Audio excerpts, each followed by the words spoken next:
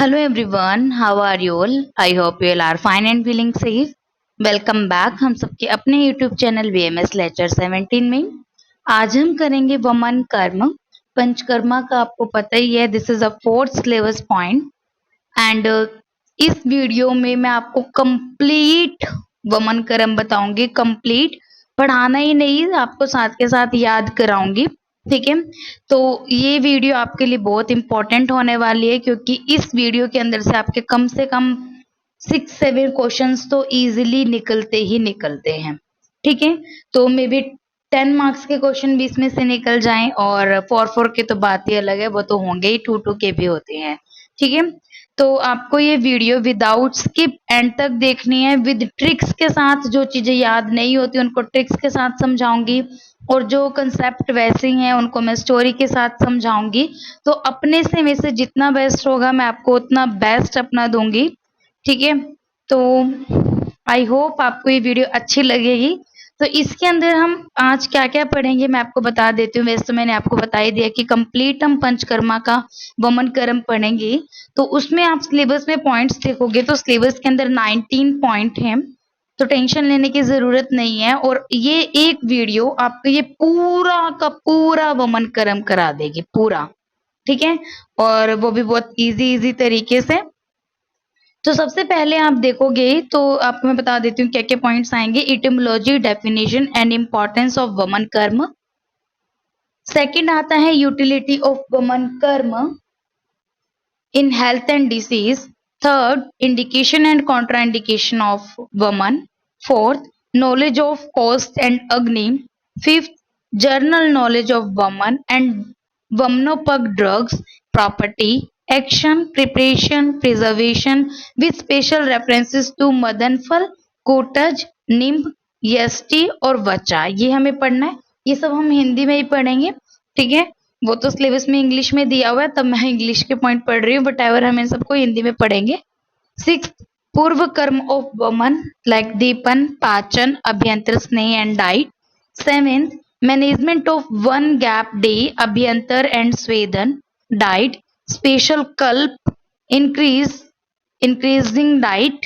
8th, preparation of the patient on morning of woman day। 9, woman yoga, anupan, fixation of dose and method of administration।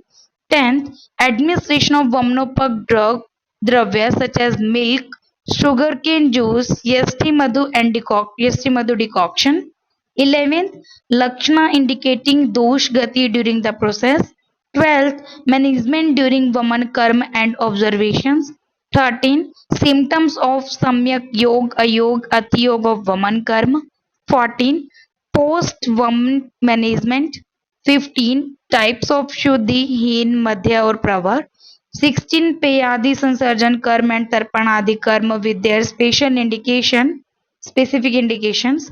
17, complication of women and their management with Ayurvedic and modern drugs। 18, परिहार्य विषय and 19 is woman karmukta mode of action। Okay, so tension लेने की जरूरत नहीं है, हम ये सारे इस वीडियो में पढ़ेंगे आसान तरीके से, बिल्कुल आसान लैंग्वेज में। पढ़ा तो हर कोई देगा, पर आसान तरीकों में पढ़ाना, उस बच्चे के दिमाग में बिठाना, that's is a different thing. तो दिमाग में बिठाने का काम जो है वो मैं करूंगी आपके आज। ठीक है, एंड बस आपको एक ही रिक्वेस्ट है, आपको ये वीडियो ध्यान से सुननी है, बिल्कुल पेशेंस के साथ। अगर आपको लगती है मेरी स्पीड थोड़ी ज्यादा हो रही है तो आप इस वीडियो को स्लो करके थोड़ा सुन लेना। ठीक है, क्योंकि मेरी पढ़ाने की जो स्पीड है वो थोड़ी सी है तेज, बट इतनी नहीं है कि आप इजीली समझ जाओ, ऐसे तो है। ठीक है, तो सबसे पहले बात कर लेते हैं, स्टार्ट करते हैं ये वीडियो, डिले नहीं करते। तो इंट्रोडक्शन, वमन का परिचय बता देती हूँ। वमन जो होता है वो उल्टी या क्या इसको बोलते हैं। ठीक है, आपने सुना भी होगा, वमन मतलब कि उल्टी कह देते हैं आम भाषा में। तो जिस प्रक्रिया में ऊर्ध मार्ग से दोषों को बाहर निकाला जाता है, ठीक है, मतलब जिस काम में ऊपर से जो दोषों को बाहर निकाला जाता है उसे वमन कहते हैं। ठीक है, वमन जो होता है वो ऊर्ध मार्ग का शोधन करता है। जो वमन शब्द की व्युत्पत्ति आती है, मतलब जो इसकी इटिमोलॉजी आती है, वो क्या होता है, वम में ल्यूट प्रत्यय लगता है। क्या लगता है, वमन है ना, वमन, तो वम इसका आधे ले लो, न छोड़ दो, और इसमें ल्यूट प्रत्यय लगाने से ये क्या बनता है, पुल्लिंग शब्द बनता है वमन। ठीक है, वमन कोई लड़की तो लगती नहीं है, पुल्लिंग ही लगता है ना, तो वमन शब्द पुल्लिंग होता है। और जिसके 4 अर्थ इन्होंने बताए हैं, एक तो छर्दी मतलब उल्टी हो गया, एक मर्दन करना, एक निस्सारण निकाल देना, एक क्या होएगा, सर्ग अभिस्यंदन आता है। ठीक है, पर्याय इसके यही आएंगे, या फिर आहारण, छर्दी, प्रछंदन, निसारण, अभिस्यंदन और आहारण। ठीक है जी। अब बात कर लेते हैं इसकी डेफिनेशन की। ये आपको कोटेशन याद करनी है, बहुत सिंपल है। तत्र दोष हरणम ऊर्ध्वभागे वमन संज्ञक, मतलब जिसमें दोषों को ऊपर से निकाला जाता है उसे क्या बोलते हैं, वमन बोलते हैं। और आपको पता ही है, हम स्टार्टिंग से पढ़ते आ रहे हैं कि कफ के लिए, कफ दोष के लिए जो वमन कर्म है वो सबसे बेस्ट सर्वोत्तम चिकित्सा बताई गई है। और कफ का प्रमुख स्थान आमाशय होता है, एंड और दोषों के निकटतम मार्ग से वमन द्वारा निहरण किया जाता है। ठीक है जी। नेक्स्ट आता है यहाँ पे आपका, भागवत जी ने भी इसकी कुछ डेफिनेशन बताई है, वो क्या है, अदुष्ट मतलब दूषित पित्त और कफ को बलपूर्वक ऊपर ले जाकर मुख से बाहर निकालने की जो क्रिया होती है उसे वमन फल कहते, मतलब मदन फल इसका एग्जांपल दे रखे, उसे वमन कहते हैं। ठीक है, अब आते हैं इसकी इंपॉर्टेंस के बाद। ये हमने इसकी पढ़ी, क्या पढ़ा हमने, इसकी एटोमोलॉजी डेफिनेशन। अब इंपॉर्टेंस क्या है, as you all know that कि कफ रोगों की प्रधानता में इसका बेस्ट रोल है, वमन सर्वोत्तम बोला गया है। ठीक है, और अमाशय में जाकर अपने प्रभाव से सारा जितना भी विकृत कफ होता है उसको ऊपर के मार्ग से ये बाहर निकाल देते हैं। अमाशय कफ का प्रमुख स्थान है, और वहां से कफ का शोधन कर देने पर अन्य स्थानों में फैले जो कफज विकार होते हैं उनका भी शमन हो जाता है।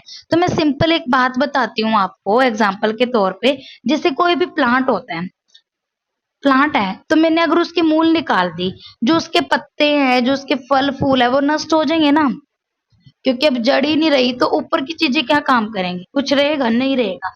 सेम ऐसे ही है कि जो कफ का स्थान अमाशय है, अमाशय से ही कफ को निकाल दिया तो उसकी और जहां पे भी वो होगा वो खुद वहां से तो शांत हो ही जाएगा, जब उसका मूल ही नष्ट हो गया।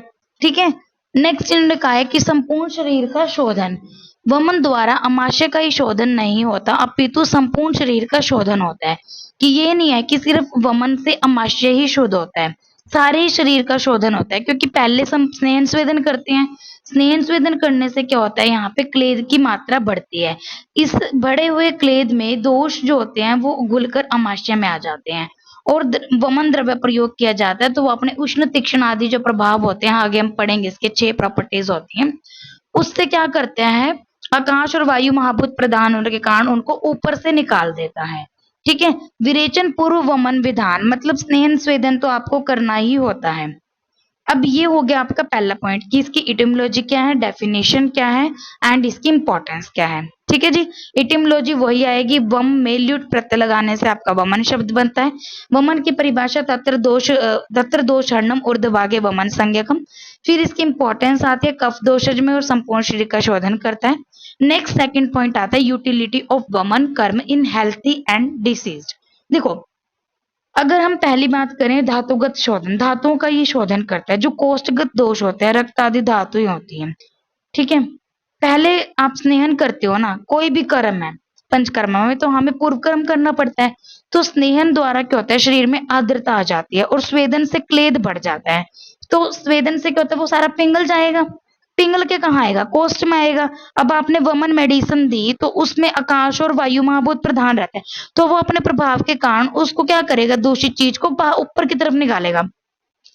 अगर आप विरेचन ड्रग देते तो उसमें जल और अग्नि महाभूत होता है, तो वो उसकी क्या करता है, वो नीचे की तरफ निकालता है अपने प्रभाव से। तो सिंपल सी यही बात है कि इसमें धातुगत, शाखागत और अस्थि में जो भी कफ रहता है उनका भी शमन करता है, धातुओं में, अस्थि में, शाखाओं में। समझ आ गई बात। और ये सब लाभकारी होता है। जैसे किसी को इंडाइजेशन है, खाना उसका पच नहीं रहा, तो सीधा उसको वमन कराओ, बाहर निकाल दो।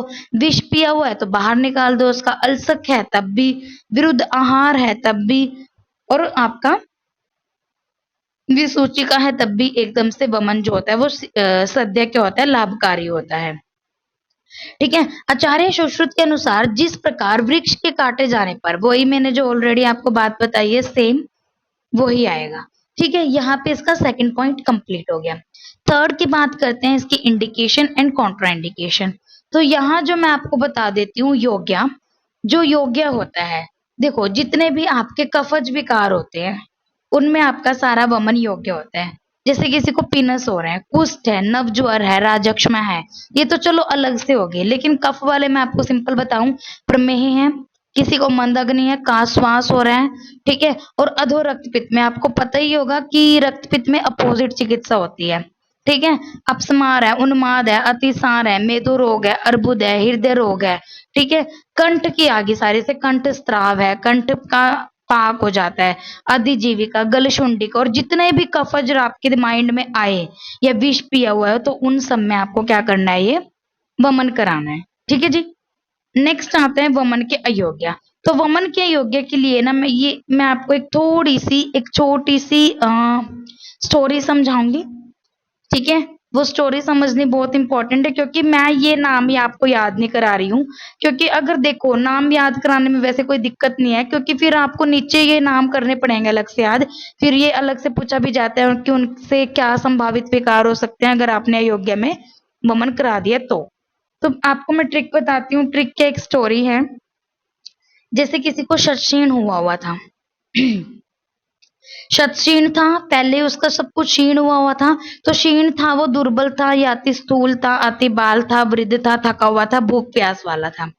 तो क्या हो गया, भूख प्यास उसको पहले ही लग रही थी, ऊपर से वो और काम कर रहा था, रास्ते में चल रहा था, मैथुन कर रहा था, या ज्यादा एक्सरसाइज कर रहा था, और या फिर इसमें गर्भणी की आती है बात कि गर्भ व्यापद है, आम गर्भ है, ठीक है, और समृद्ध कोष्ठ आता है, दुर्छर्दी जिसमें वमन जल्दी नहीं होता, ऐसा है, सुकुमार आता है। तो इसमें ट्रिक क्या, आप सिंपल से समझो कि ये सारे कफज वाली चीजें हैं। पहली बात तो ये है कि किसी को शतक्षीण हुआ था, ठीक है, पहले ही शतक्षीण हुआ है, तो अगर आप इसमें करा देते हो तो अति रक्त की प्रवृत्ति होएगी। कोई क्षीण है, दुर्बल है, अति स्थूल है, बाल बच्चा है, अगर उसमें करा दे तो उसको बहुत ज्यादा पेन होगा, वो सहन नहीं कर पाएगा इसके वेग को, और उसको भयंकर रुझ होगी। जो काम से थका हुआ है, रास्ता चलने से, उपवास से, मैथुन से, व्यायाम आदि से थक गया हो, तो इसमें रुक्षता ज्यादा बढ़ती है, और वमन से रुक्षता में वृद्धि के कारण वात का प्रकोप हो जाता है, और वहां पे शत का भय रहता है। अगर ऐसे ही प्रेग्नेंट वुमेन को आपने वमन करा दिया तो उसका बच्चा गिर जाएगा भाई, गर्भ का भ्रंश हो जाएगा। समृद्ध कोष्ठ है, जिसके वमन जल्दी नहीं होता, तो उसमें क्या होगा, प्रवाहन से क्या हो जाएगा, उसका विसर्प, स्तंभ, जाड्यता, मरण भी हो सकता है। सुकुमार में आपने कर दिया तो क्या होगा, हृदय का अपकर्षण हो जाता है। अगर ऊर्ध्व रक्तपित्त में कर दिया तो क्या होगा, प्राण का हर जाएगा, रक्त बहुत निकलेगा। अगर प्रसक्त छर्दी, पहले से ही छर्दी हो रही थी, ऊपर से आप और उसको वमन करा दो तो क्या हाल होगा, आप खुद सोच सकते हो। ऊर्ध्ववात में निरुबस्ती दी है, अनुवासन बस्ती दी है, उसको वमन से वायु के ऊपर की तरह मतलब हो जाती है इसमें। हृदय रोगी आतुर को वमन कराने पर हृदय अवरोध, उदरवर्ती में आपका उदरवर्त और बढ़ जाएगा, ठीक है। तो इस प्रकार से ये सारी चीजें आपको, इसमें कुछ पॉइंट्स हैं तो जो आपको याद रहे वो आप इसमें याद कर सकते हो, ठीक है। नेक्स्ट आते हैं आचार्य सुश्रुत अनुसार हृदय रोग में वमन करा सकते हैं, वेरी इंपॉर्टेंट थिंग।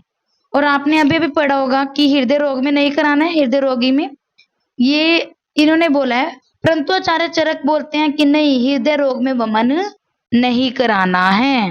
अंडरस्टूड।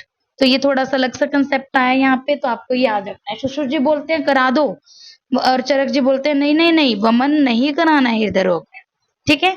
यहाँ पे थर्ड कंप्लीट। नेक्स्ट आता है आपके पास नॉलेज ऑफ कोस्ट एंड अग्नि। बेसिकली यहाँ पे लिखा है कि पहले ऑलरेडी, हाँ, इसकी ऑलरेडी वीडियो अपलोड मैं कर चुकी हूँ, वैसे भी पंचकर्मा की लेक्चर सीरीज में आप जाके देखना, आपको इंपॉर्टेंस ऑफ कोस्ट और अग्नि मिल जाएगा। तो सिंपल अगर मैं बता दूं आपको, तो अग्नि आपको पता होगी, अग्नि को ना हम दो तरीके से जान सकते हैं, एक आता है अभ्यवरण शक्ति, एक आता है जरण शक्ति। अभ्यवरण होता है कि कितना हम खा सकते हैं, दूसरा आता है कितना हम पचा सकते हैं। पहला आता है कितना खा सकते हैं, दूसरा आता है कितना पचा सकते हैं। तो आपको पता होगा सबकी अग्नि अलग अलग होती है ना, अग्नि तो सबकी अलग ही होती है। तो किसी की अग्नि ये है, अभ्यवरण जरण शक्ति के अनुसार हम यहाँ पे देख सकते हैं। और इसमें और पॉइंट क्या था मैं बता देती हूँ एक बार आपको। हाँ, और इसके महत्व ये है कि स्नेह की मात्रा, वमन की औषध कितनी देनी है, विरेचन की कितनी देनी है, इसी के ऊपर डिपेंड होती है। कोष्ठ की बात करें, मृदु, मध्यम और क्रूर कोष्ठ होता है। मृदु क्या होता है, जिसमें दिन में अच्छी बार 1 से 2 बार मल त्याग हो जाता है। पतले मल का त्याग होता है और मल त्याग बाने होने के बाद उसको संतोष मिलता है कि हाँ वो अच्छे से फ्रेश हो चुका है, और दूध वगैरह से भी उसको लूज मोशन लग जाते हैं। ठीक है। मध्यम क्या होता है, जिसमें दिन में 1 बार मल त्याग होता है और बंधा हुआ मल रहता है और इससे ज्यादा समय उसको लगता है मृदु वाले से। क्रूर में शुष्क आएगा, बहुत ज्यादा टाइम लगेगा, संतोष नहीं मिलता है। स्नेहन भी इसी के अनुसार होता है, मृदु, मध्यम और क्रूर को 7 से 3, 5 और 7 डेज। वमन भी ऐसे ही देंगे, विरेचन भी ऐसे ही देते हैं। तो ये जो कंसेप्ट है ये सब में ही आता है, स्नेह में वाले में भी आएगा, वमन में भी आएगा, विरेचन में भी आता है। नेक्स्ट आता है 5th point, general knowledge of वमन, वमनोपक drugs, property, action, preparation, preservation with special reference to मदन फल। इसमें हमें मदन फल पढ़ना है एंड कोटज पढ़ना है, निम्ब पढ़ना है एंड ईएसटी एंड वचा।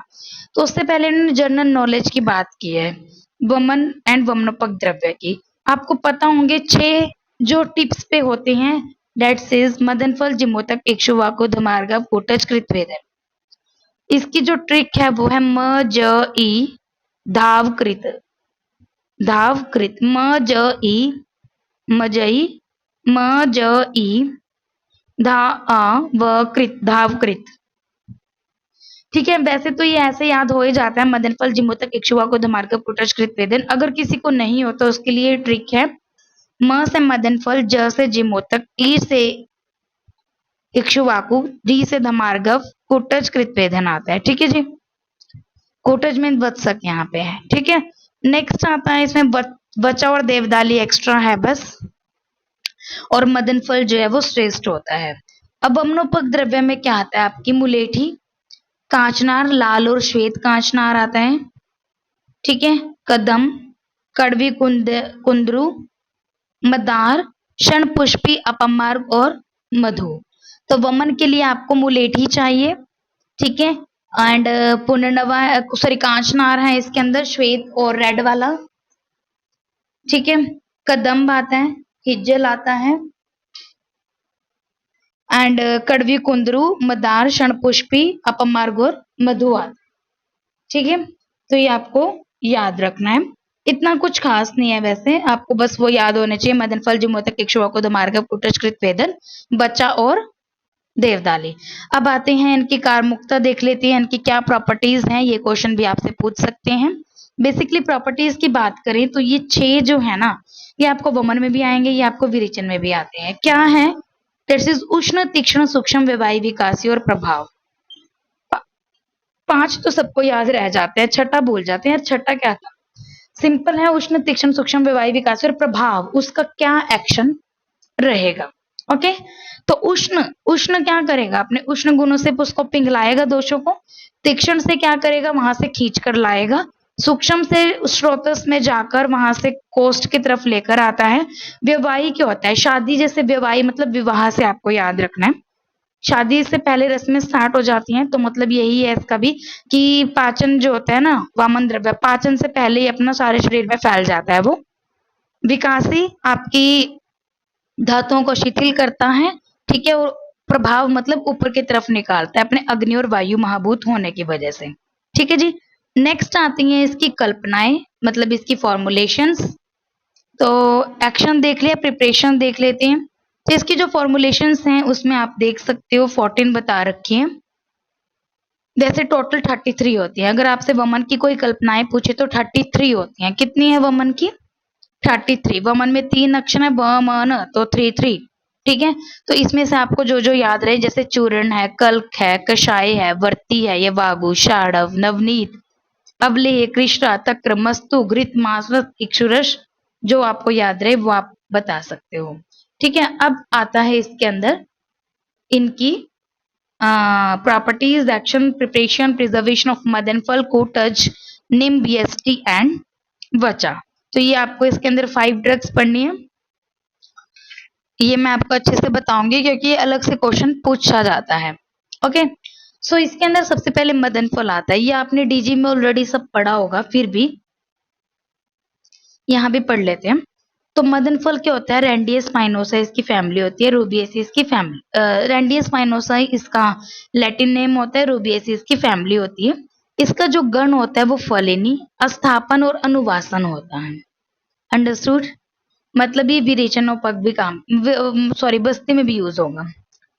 पर्याय इसका छर्दन, पिंडी, शल्यक, विषपुष्पा, करहाट, राठक इसको बोलते हैं। हिंदी में मेन फल और इंग्लिश में एमेटिक नट बोलते हैं। इसका छोटा सा वृक्ष या गुल्म होता है 30 फीट का। बीज में इसके एराचिडिक, पाल्मिटिक, ओलिक या आप बोल सकते हो सेपोनिन इसमें होता है। और जो इसमें होता है ना कषाय, मधुर, तिक्त, कटु होता है। अम्ल लवण्य होता है बस, और सारे रस आएंगे इसके अंदर। लघु रुक्ष रहता है, उष्ण होता है, कटु विपाक और वमन इसका प्रभाव होता है। ठीक है जी। अब इसके आती है संग्रह विधि, ये भी आपको पेपर में पूछी जा सकती है। तो ये है क्या? देखो चरक ने बोला है मदन फल प्रयोगार्थ, मदन फल संग्रहित करने की जो विधि है वो बहुत इंपॉर्टेंट है। मदन फल को बसंत और ग्रीष्म ऋतु में आपको यूज करना है। जीबी, ये बीजी, बीजी बीजी मतलब बसंत और ग्रीष्म ऋतु में आपको इसको संग्रह करना है। और पुष्य और अश्विनी नक्षत्र में आपको ग्रहण करना है। और जिस समय औषधि अपने वीर्य में पूरे अच्छे से हो, पूरा अच्छे वीर्य आ गए हो उसके अंदर, उस समय ली जाती है। फल ऐसे लेते हैं जो पके हुए हों, मध्यम आकार के हों, हरे ना हो, जंतुओं से खाए हुए ना हो, सड़े गले ना हो। सॉरी। ऐसे फल लेकर उनको क्या करना है आपको? कुशपुट में बांधना है। दुबड़ा जैसे होता है ना, दाब जिसको बोलते हैं, तो उसको आपको उसमें बांधना है, उसके ऊपर से गौम्य लीप कर देना है।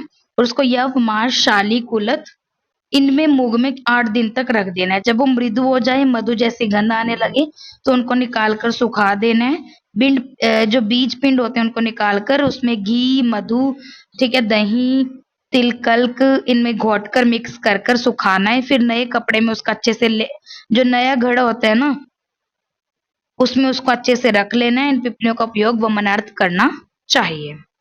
ठीक है, तो यही है इसके अंदर। तो ये क्वेश्चन आ जाता है, मदन फल का क्वेश्चन पूछ सकते हैं क्योंकि ये इंपॉर्टेंट है इसमें।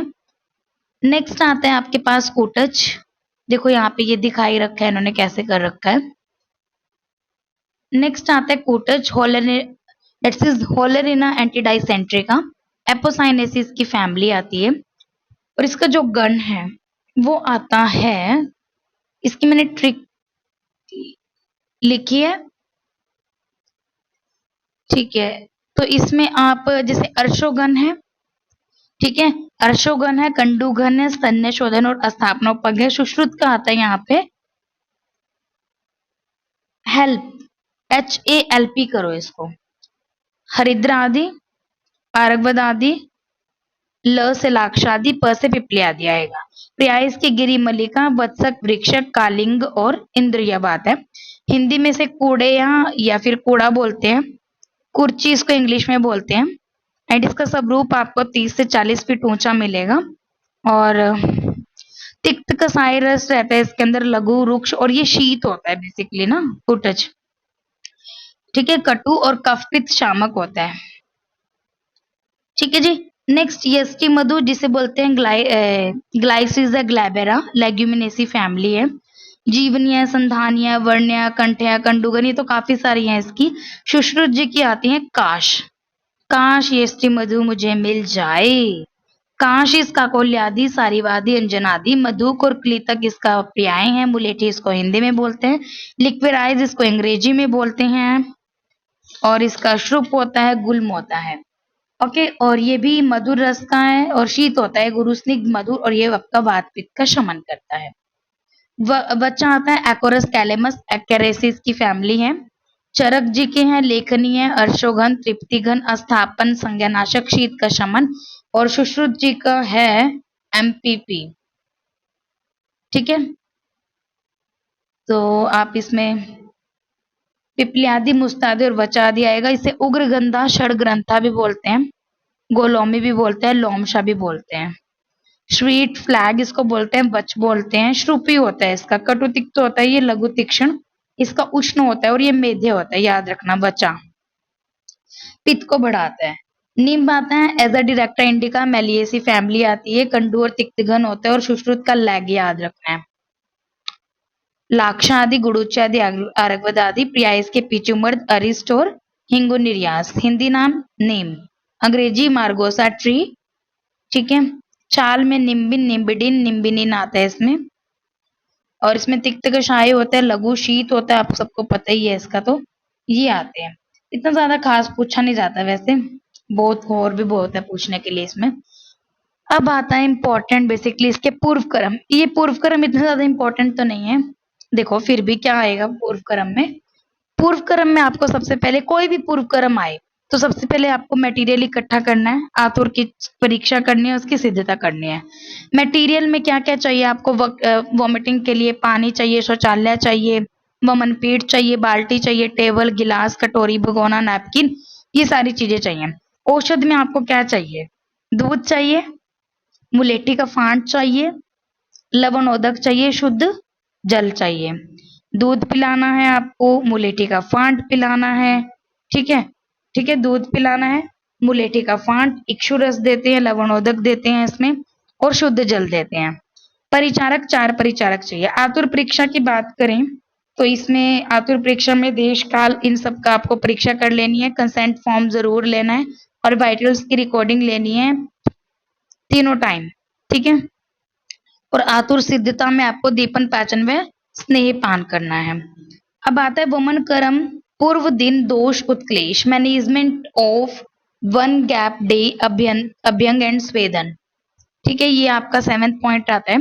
तो स्नेहपान जिस दिन आपको सम्यक स्नेहन के लक्षण मिले उससे अगले दिन सर्वांग स्नेहन और सर्वांग स्वेदन आपको करवाना है। ठीक है जी। तो आपको सबसे पहले पता ही है कोई भी प्रोसीजर करते हैं पंचकर्मा का तो उससे पहले स्नेहन स्वेदन होता है। वो कराने के बाद आपको जिस रोगी का वमन कर्म करवाना है उससे एक दिन पहले आपको गुरु उत्क्लेशित आहार देना है, जैसे खीर हो गया, घी हो गया, केला, दही, रबड़ी, कफवर्धक आहार देना, और प्रातःकाल सूर्योदय के पश्चात वमन कराना है। प्रातःकाल सूर्योदय के पश्चात वमन कर्म कराना है।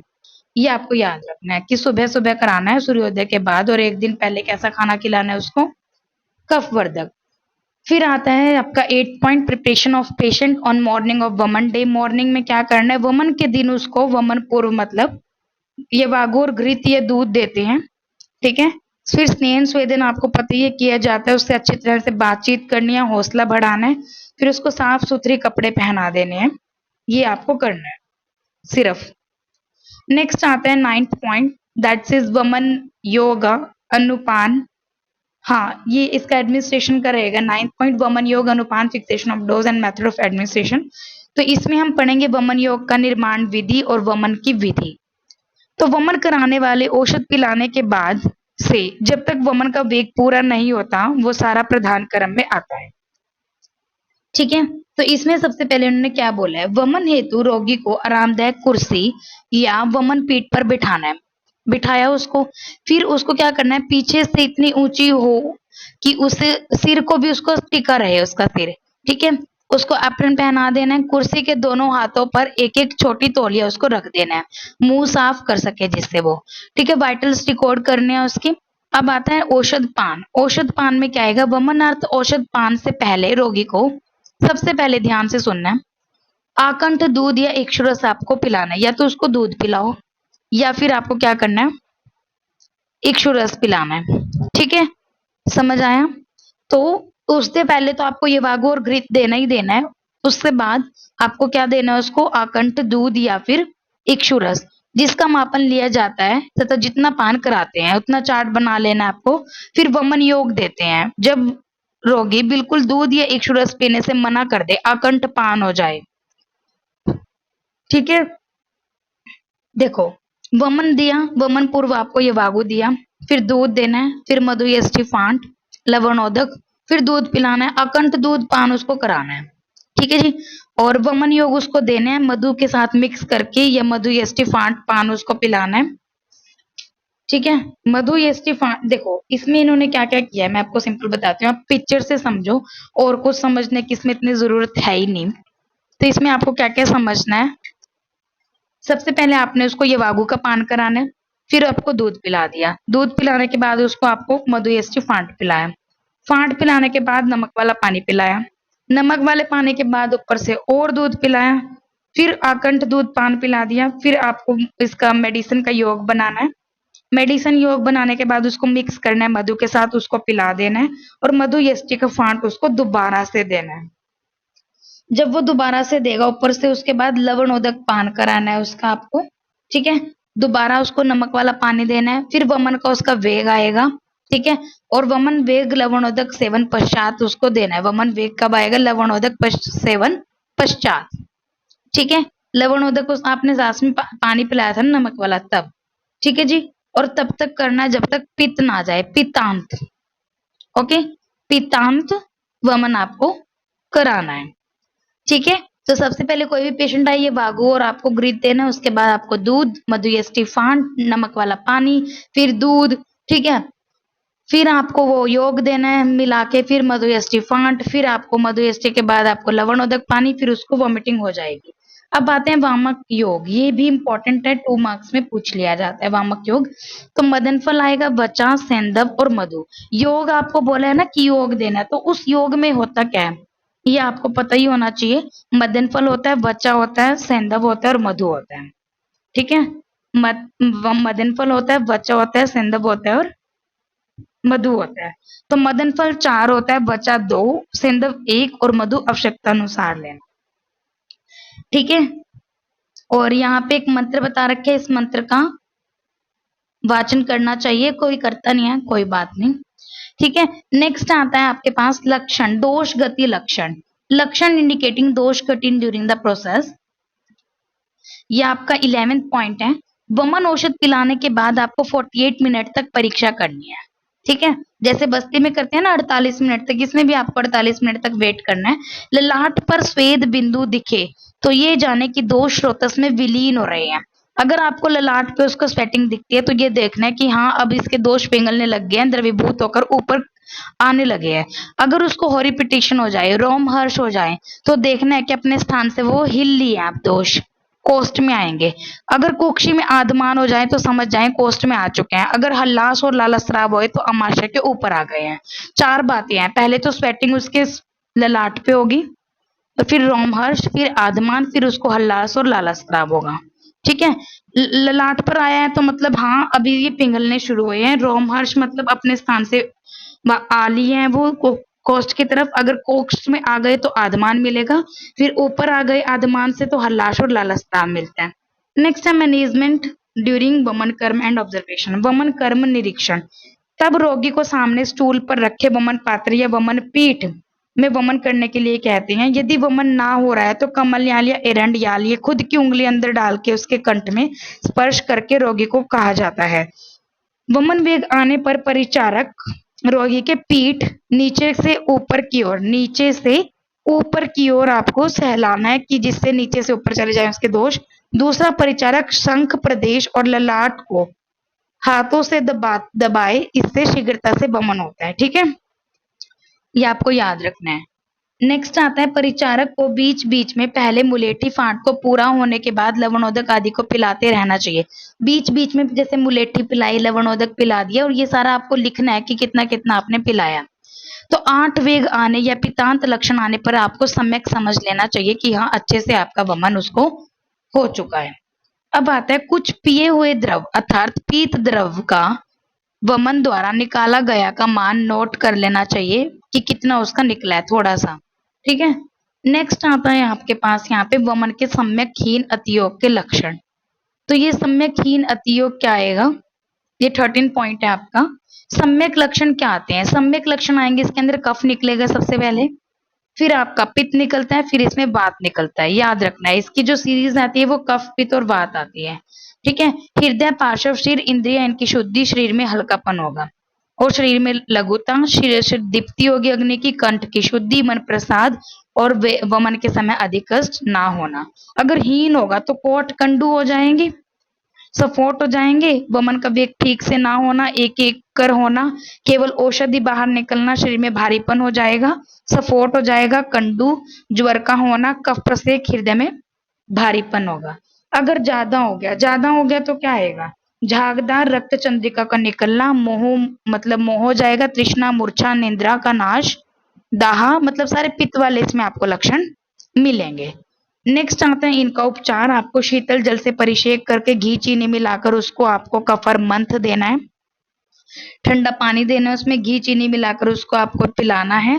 और उद्गार और मूर्छा में अगर उसको डकार और मूर्छित हो गया तो धनिया, नागरमोथा, महुआ, रसोत का चूर्ण मधु के साथ देना है। यदि वमन करते जीवा भीतर अंदर की तरफ चली गई है तो स्निग्ध अम्ल लवण रस युक्त रुचि वाली चीजें आपको कवल करानी है। ठीक है, और उसको इमली की चटनी ऐसी उसको चीजें दिखाकर रोगी की जीभ जो है बाहर आ जाएगी। जीवा यदि बाहर ज्यादा निकल गई है तो तिल और मुनक्का के कल का लेप कर उसे हाथ से पकड़कर अंदर प्रवेश कराना है। तिल और मुनक्का के कल का लेप। ठीक है, अगर वाक ग्रह बोलने में अगर उसको दिक्कत हो गया, कोई अन्य वातज रोग हो गया तो स्नेहन स्वेदन करें और घृत और मांस रस से सिद्ध पतली बागु आपको देनी है। नेक्स्ट आता है वमन पश्चात कर्म। उसके बाद आपको क्या करना है, दोबारा देखो अगर हीन हुआ है तो उसको दोबारा से वामक द्रव्य देने हैं। अगर अति हो गया तो रोकना है, आपको विश्राम कराना है। सम्यक वमन होने पर आपको धूमपान संसर्जन कर्म की तैयारी करनी है। ठीक है, तो इसके अंदर आते हैं आप पश्चात कर्म में धूमपान, संयम नियम, संसर्जन कर्म और संतर्पण। अब धूमपान क्या होता है, अब आपको पता ही होगा कि कफ प्रक्षेप हो जाता है, कफ ज्यादा लिप्त हो जाता है ना, तो वमन पश्चात रोगी का हाथ पैर और मुख शीतल जल से धो देना है और 48 मिनट तक उसको विश्राम करना है। ठीक है, और क्योंकि कदाचित डकार वमन वेग लालस्राव हो सकता है तो ध्यान रखना है। फिर रोगी को प्रायोगिक स्नेहिक और विरेचनिक धूमपान आपको देना है। ठीक है, तो शीतल जल से प्रक्षेप कराना है, मुंह धुलाना है उसका, और फिर उसको प्रायोगिक स्नेहिक और विरेचनिक धूमपान करना है। धूमपान क्या करता है, गले में जो पिछिलता है, खसखसाहट है, कफ लिप्तता है उसका नाश करता है, और जो कंठ मुख नासिका के द्वारा शुद्ध हो जाते हैं, वमन पश्चात जो कफ रह जाता है उसका शमन कर देता है। और इसमें बार बार क्या करना है, मुख और पाद का प्रक्षालन करना है। ठीक है जी। संयम नियम होते हैं कि संयम नियम का मतलब होता है परिहार्य विषय। ये परिहार्य विषय के नाम से भी क्वेश्चन पूछ सकते हैं और संयम नियम के नाम से पूछ सकते हैं। मतलब इसके अंदर क्या नहीं करना होता है इसके बाद, तो इसके बाद आपको ज्यादा जोर से बोलना नहीं है। ठीक है, ज्यादा चलना नहीं है, बैठना नहीं है। ठीक है, ज्यादा बोलना नहीं है, क्रोध नहीं करना, शोक नहीं करना। एक्चुअली जो ये परिहार्य विषय होते हैं सब में सेम होते हैं। दिन में नहीं सोना, रात्रि में नहीं सोना, रात्रि में नहीं जागना, व्यायाम नहीं करना। ठीक है, वेग का धारण नहीं करना और ज्यादा विरुद्ध भोजन नहीं खाना। अब आते हैं हीन, मध्यम और प्रवर शुद्धि। ठीक है, तो देखो ये टेबल ही इनफ है आपके लिए। देखो प्रवर, मध्यम और हीन। प्रवर के लिए होती है 8 वेग, इसमें 6 और उसमें 4 आएंगे। ठीक है, मान की बात करें तो यहाँ पे 2 प्रस्थ, यहाँ 1.5 और यहाँ 1 प्रस्थ आएगा। ठीक है, अंत में इसमें पित्त निकलेगा। ठीक है, अंत में क्या निकलेगा, पितांत पितांत पितांत। लिंग मतलब लैंगिकी में सारे लक्षण सम्यक आएंगे। ठीक है जी। अब इन्होंने कहा है औषध पान से पूर्व दूध या इक्षु रस का आकंठ पान कराया जाता है, परंतु जो द्रव इक्षु पहले वेग में निकलता है उसकी मात्रा की गणना नहीं करनी चाहिए। पहले जो निकल गया उसके नहीं करना है। ठीक है, लास्ट आप लास्ट तो नहीं आप बोल सकते। 16th है ये आपका पेयादि संसर्जन कर्म और तर्पण आदि कर्म विधेय स्पेसिफिक इंडिकेशन। फिर उसके बाद इसकी कॉम्प्लिकेशन परिहार्य विषय ऑलरेडी आपको बता चुकी हूँ। फिर इसकी कारमुक्ता आती है। ठीक है, तो इसमें संसर्जन कर्म क्या है, देखो वमन होने के बाद अमाशय में शोभ होने के कारण रोगी की अग्नि क्या हो जाती है, मंद हो जाती है। तो अग्नि की रक्षा करने के लिए आपको लघु आहार देना है, पेय विलेपी आपको देना है। जैसे अग्नि होती है, अग्नि की अणु मात्र पर तृण या गोम्य डालने पर वो और तेज हो जाती है। इसी प्रकार संशोधन से शुद्ध व्यक्ति की अग्नि मंद होती है, उस पे संसर्जन आदि कर्म चीज डालने से वो महान हो जाती है, पचाने वाली हो जाती है। ठीक है जी। तो अब आपको मैं बताती हूँ ये संसर्जन कर्म है क्या। इसमें आपको याद रखना है, देखो मैं आपको सिंपल बताती हूँ। आप अपने एक नोटबुक निकालो, एक पेज निकालो। आपको कैसे याद रखना है ये, लिखो पहले 1 2 3 4 7 डेज लिख दो। 1 2 3 4 7 तक लिख दो। 1 2 3 4 5 6 7। फिर आगे लिखना है प्रातः साई प्रातः साई प्रातः साई प्रातः साई। एक दिन में 2 2 ये लिखने हैं। ठीक है, फिर देखो प्रातः में तो कुछ नहीं देना। फिर आपको 3 बार पेया पेया पेया, 3 बार विलेपी विलेपी विलेपी लिखना है। फिर अकृत्यूष, फिर 2 बार कृत्यूष, फिर अकृतमास रस, फिर 2 बार कृतमास रस और फिर सामान्य भोजन। आई रिपीट, 3 बार पेय लिखो, 3 बार विलेपी लिखो, फिर अकृतयूष लिखना है, फिर कृतयूष 2 बार लिखना है, फिर अकृतमास रस लिखना है, फिर 2 बार कृतमास रस लिखना है और फिर सामान्य आहार आएगा। ये सीरीज आपको याद होनी चाहिए कि पहले पेय आता है, फिर विलेपी, फिर अकृतयूष, फिर कृतयूष, फिर अकृतमास रस, फिर कृतमास रस, फिर सामान्य भोजन। ठीक है, ये तो प्रवर की बात है।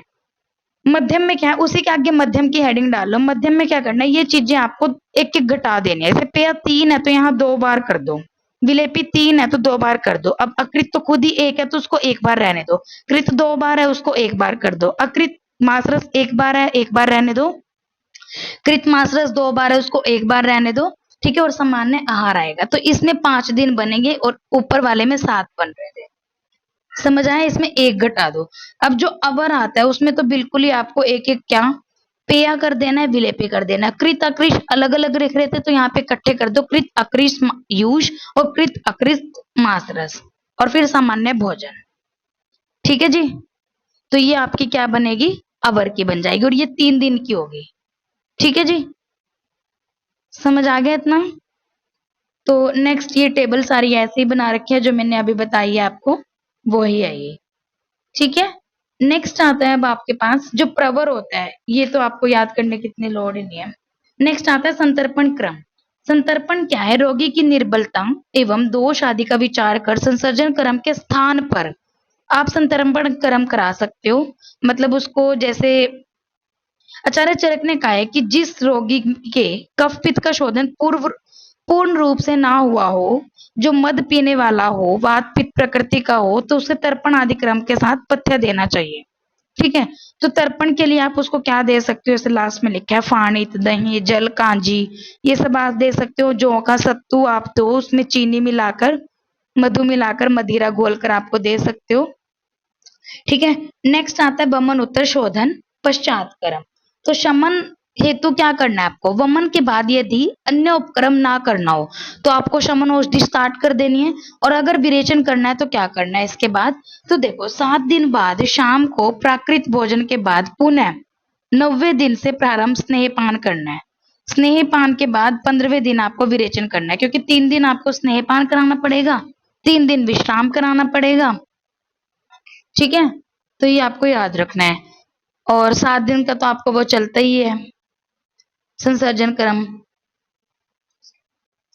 ठीक है जी, और या फिर दूसरा स्नेहपान काल पूरे 7 दिन तक अवश्य नहीं होता, 90 से 10 दिन आपको स्नेहपान, जैसे 7 दिन तक आपने वो किया, 8वें दिन विश्राम किया, फिर 90 से 11वें दिन स्नेहपान करना है, 12, 13, 14 आपको विश्राम करना है और 15वें दिन आपको विरेचन दे देना है। ठीक है जी, नेक्स्ट अनुवासन के लिए इन्होंने क्या बोली हुई है यहाँ पे बात, अनुवासन अगर आपको कराना है तो डलहल के अनुसार वमन के बाद 15वें दिन ही विरेचन करवावे, ना कि पहले और बाद में। 15वें दिन ही कराना चाहिए, पहले और बाद में नहीं करना चाहिए, क्योंकि धातुपाक क्रम के अनुसार कम से कम 7 दिन हो जाने के बाद ही पुनः स्नेहपान प्रारंभ करना ठीक होता है। यदि 15 दिन के पहले अगर कर दिया तो अग्नि की मंदता होगी तो उसका पाक नहीं हो पाएगा। 15 दिन के बाद किया तो पूर्वकृत स्नेहन स्वेदन का फल उसको नहीं मिल पाएगा। ठीक है जी, और अतएव प्रवर मध्यम शुद्धि वालों को भी 15 दिन मतलब 15वें दिन ही विरेचन कराना है वमन से। ठीक है, जैसे वमन उत्तर आपको 6 दिन संसर्जन क्रम कराओ, 6 दिन स्नेहपान और 12वें, 13वें, 14वें दिन विश्राम, 15वें दिन सिद्ध उसको विरेचन करवाना है। ठीक है, नेक्स्ट आता है इसकी कॉम्प्लिकेशन, वमन के व्यापक और इसकी चिकित्सा। इसके उपद्रव के क्या कारण रहते हैं। पहली तो बात आती है कि या तो वैद्य उसको विधि पूर्वक वमन ना कराए, या औषध जो परिचारक औषध का ठीक ढंग से योग नहीं बना पाना, या मात्रा उसको हीन देना, या फिर रोगी वमन में मनोयोग नहीं रखता। तो इन सब कारणों से ये लक्षण आ जाते हैं, कॉम्प्लिकेशन आ जाते हैं। वो कॉम्प्लिकेशन क्या है, तो वो कॉम्प्लिकेशन आपको थोड़े बता देती हूँ मैं। इसमें आता है सबसे पहले आधमान। ठीक है, तो इसको आपको कैसे याद रखना है, जैसे ही आपने वॉमिटिंग कराई तो आपने उसको इतना सब कुछ खिला दिया तो उसका पेट फूल गया, आधमान हो गया। इतना आधमान हो गया कि उसका ऐसा हो गया कैंची से काट दो बस। अभी कैंची से, जैसे स्टोरी बना रही हूँ, ऐसा कुछ करना नहीं है। ठीक है, कैंची से काटा तो वहां से स्त्राव हो गया, स्त्राव हो गया, स्त्राव होने से उसके हृदय में ग्रह हो गया और उसके सारे शरीर में ग्रह हो गया। सारे शरीर में ग्रह होने से उसका रक्त निकलने लग गया। रक्त निकला क्यों? क्योंकि विभ्रंश हो गया था उसका। विभ्रंश स्तंभ हो जाएगा, क्लम आ जाएगा और उपद्रव आते हैं। ठीक है, तो यही आपको याद रखना है। क्या आएगा? सबसे पहले जैसे आधमान है, आधमान हुआ तो उसको कैंची के समान काटने से पीड़ा हो रही थी, तो परिकर्त आएगा, स्त्राव निकल गया उसमें से, फिर हृदय ग्रह, फिर अंग ग्रह आ जाएगा पूरे शरीर में, जीवदान, ठीक है, रक्त निकल गया, विभ्रंश, फिर वहां पे शब्द, क्लम और उपद्रव आ जाएंगे। ठीक है, सुश्रुत जी ने 15 माने हैं। नेक्स्ट आते हैं इनके उपचार। क्या आएगा? जो इनके उपचार आते हैं, वमन प्रवृत्ति ठीक न होने पर तो मधुयष्टि फाट में मदन फल और दोबारा मतलब उसको दे देना है।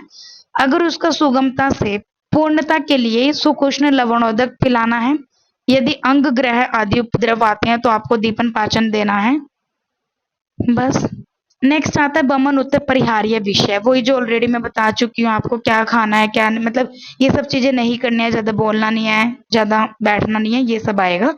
लास्ट आता है इसका 19 जो है मोड ऑफ एक्शन वमन कार्मुकता। कैसे ये काम करता है मैं आपको बताती हूँ, ये काम कैसे करता है। ये की प्रॉपर्टीज हैं इसकी 6। उष्ण, तीक्ष्ण, सूक्ष्म, व्यवाही, विकासी।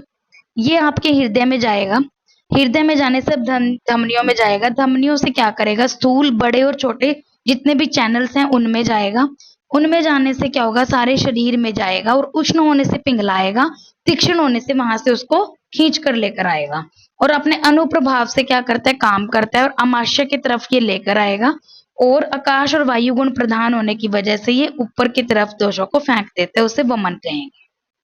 ठीक है, और इसका वमन क्रिया का प्रभाव कैसे होता है, ये वामक द्रव्य लेंगे, ये उत्क्लेश उत्पन्न करते हैं, दोषों को वहां से चलायमान करते हैं, लालस्त्राव, स्वेद प्रवृत्ति, ये सब कम काम करते हैं, कफ स्त्राव बढ़ जाता है और नाड़ी की गति जो होती है वो तीव्र हो जाती है, श्वास गति अनियम हो जाती है।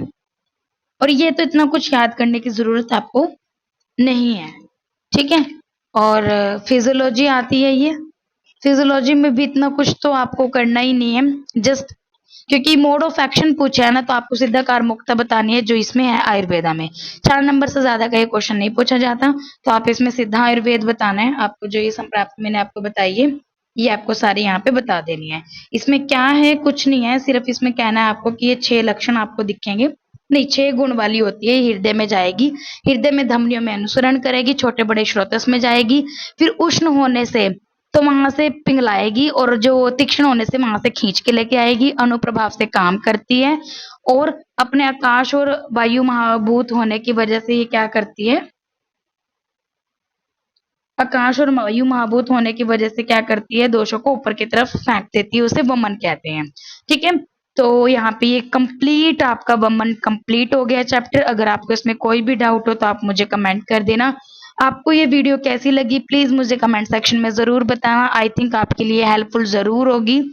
एंड जिसने मेरे चैनल को अब तक सब्सक्राइब नहीं किया तो please and please subscribe my channel, like share comment on my video. और जिस भी स्टूडेंट को BMS 4th ईयर की ऑनलाइन क्लासेस ज्वाइन करनी है, किसी भी सब्जेक्ट की, या फिर आपको PG प्रिपरेशन क्लासेस ज्वाइन करनी है, तो आप मुझे मेरे टेलीग्राम चैनल BMS लेक्चर 17 पे मैसेज कर सकते हो, और या फिर आप मुझे मेरी जीमेल आईडी पर्सनली उस पर भी मैसेज कर सकते हो, bmslectures910@gmail.com।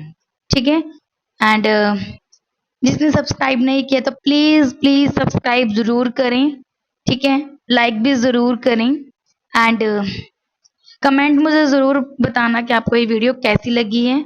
And thank you so much for watching my video.